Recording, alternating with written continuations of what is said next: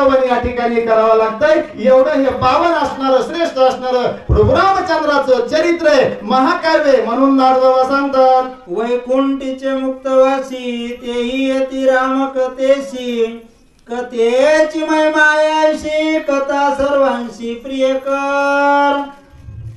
असं पाहिजे. राहिलेल्या 5च ओव्या आहेत, पण असा पक्का पाय कुठे या आणि इकडून मला चोपदार पुरामध्ये होय खरंय. पण आता हे आलं ना, मला काय करायचंय? मी जसा पाय उचला जातो तसा फसा पडतोय पायाला माझ्या. काय या वैकुंठ असणारी कथेची म्हणले काय अनुभव नाही. आता भैरट महाराजाला कळायला लागल्या तू. आपण आता करू मी तरी काय? मला सांगा ना, आता पळायचं तरी किती? हे लांब वय सारख्या वयात याला अर्धा तास बोलता येईल, पण समयाशी साजर व्हावे. देव ठेवील तैसेची राहावे. नाही तर तुम्ही मग सांगितलंय, अरे बाबा पाठीमागून बसले पाणी लावीत. आता तुमचं लक्ष तिकडे गेलंय. स्वयंपाकावाले म्हणजे आमचं उरकलंय. पण तुला काय पळायचंय? ती धापा भरायला ना माझ्या झेंडू फुटल ना. जरा इकडे खाली बघा, माझ्याकडे बघू नका. मला इकडे काही सांगू द्या उलसक असणार. ही कथे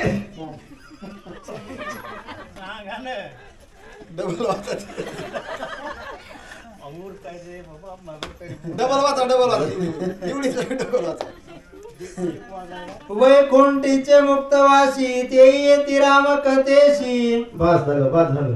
वैकुंठामध्ये मुक्त अवस्था ज्या जीवाला प्राप्त झाली का, ती रामकथे करता येऊन बसतात. ही रामकथेची महती. आपण मनुष्य आहेत, मृत्यू लोकावर आहेत. आपल्याला दिले हात पाय इंद्रिय कान मुख बोलाय वचन. मग एवढं असताना आपण यावा का नाही यावा कथेला? यावा. मोठ्यानं बोला, इथे काय दंड घेतला नाही. यावा का? कसं येणार का तुम्ही? मग दर रविवारी का रामायण तुमच्या डोक्यावरून चाललंय? गोड लागतंय काय? करा सांगा तसं काय, नाही आपण त्याचा बंदोबस्त करू. आणखी तशी ही वैकुंठात मुक्त अवस्था ज्याला प्राप्त झाली का, ती या कथेची गोडी घेण्याकरता, ऐकण्याकरता, श्रवणाकरता सुरुवातीला देव देवता येतात आपला वेळ काढून. ते म्हणतात का आम्ही देव आहे, आम्हाला काय कथा ऐकायची गरज आहे, रामायण ऐकायची गरज आहे. आपण म्हणतो ते आपल्याला काय गरज आहे? माझे 4 लेक आहेत, मी मेलो तरी मला वजन उचलून नेतील, मला कुणाची गरज नाही, माझ्याकडे लय मोठा पैसा आहे, लय मोठी संपत्ती, काय करायचंय? येडा का काय तू? राजा दशरथाजवळ एक राहिला नाही शेवटला पाणी पाजायला. अरे बाबा विचार करा, नाही कुणाचे कुणी. बरोबर आहे का? तुका म्हणे ज्याची संपदा एवढी सांगा ती कवडी गेली नाही, ज्याची सुवर्णाची लंका होती कवडी नेता आली नाही राजा रावणाला. आपण कोणत्या झाडाचं पान आहे? म्हणून ही कथा ऐकण्याकरता देवाधिक येते. मग मनुष्य जन्माला यावा का नाही यावा?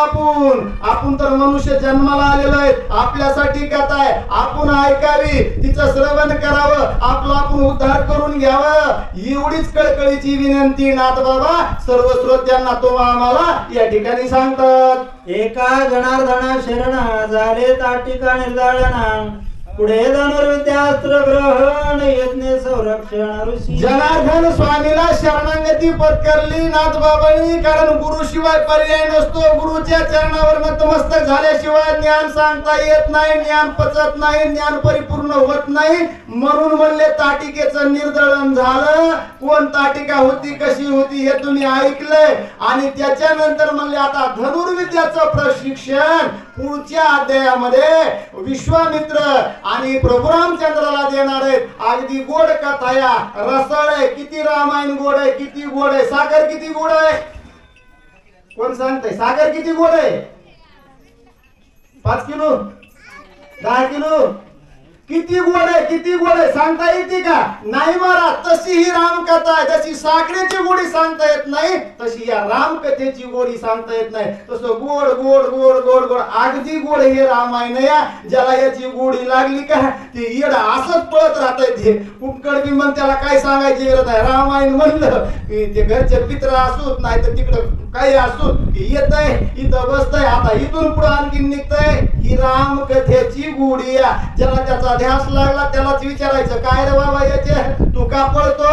ते म्हणते मला सांगता येत तशी गुढी आपल्या सर्वाला लागावी, याच्यातून सर्वाचा उद्धार व्हावा, सर्वावर बाळूमामाने कृपा करावी, सर्वांना सद्बुद्धी द्यावी, सर्वांच्या दुःखाचं हरण करावं, सर्वांना सुख ऐश्वर्य आरोग्य धन संपदा सर्व काही प्राप्त व्हावं असं मी तुमच्या सर्वांच्या चरणाला हात लावून या ठिकाणी बाळूमामाकडे कृपा आशीर्वाद मागतो की असं चंद्र सूर्य आहे तोपर्यंत या बाळूमामाचा दरबार असाच हे ज्ञानाचं अमृत या ठिकाणी अन्नदान यज्ञ ज्ञान यज्ञ असा चालत राहा म्हणून सर्वांच्या वतीनं आपण या ठिकाणी या संत सद्गुरु बाळूमामाच्या चरणावरती प्रार्थना करू.